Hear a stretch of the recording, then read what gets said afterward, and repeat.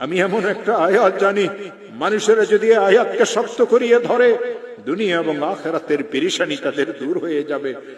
তিনি তার কিতাবে আমল শিখাইছেন, কোন মুসলমান যদি ঋণগ্রস্ত হয়, এত ঋণ হয়ে গেছে, আদায়ের কোনো ব্যবস্থা নাই, খেতে ফসল হয় না, দোকানটা অচল হয়ে গেছে, ছেলেটা বিদেশে গিয়ে ফাঁসিয়ে গেছে, থাকতেও পারে না, আসতেও পারে না, 2-3টা মেয়ে ঘরে উপযুক্ত, কারো বিবাহ হয় না, একটা মেয়েকে বিবাহ দিয়েছিল, তালাক নিয়ে মেয়েটা ঘরে চলে আসছে, ছেলেটা খারাপ ছেলেদের সাথে মিশিয়ে মদ জুয়ার অভ্যস্ত হয়ে গেছে।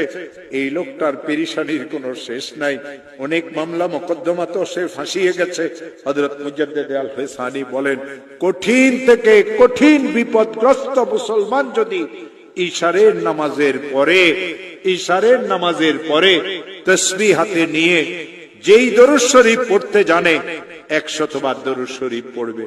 আল্লাহুম্মা সাল্লি আলা সাইয়্যিদিনা মুহাম্মদ, আল্লাহুম্মা সাল্লি আলা সাইয়্যিদিনা মুহাম্মদ, আল্লাহুম্মা সাল্লি আলা সাইয়্যিদিনা মুহাম্মদ। আর 499 বার পড়বে লা হাওলা ওয়ালা কুওয়াতা ইল্লা বিল্লাহ। একবার পড়বে লা হাওলা ওয়ালা কুওয়াতা ইল্লা বিল্লাহিল আলিয়্যিল আযীম। আবার 100 বার দরুদ শরীফ পড়বে।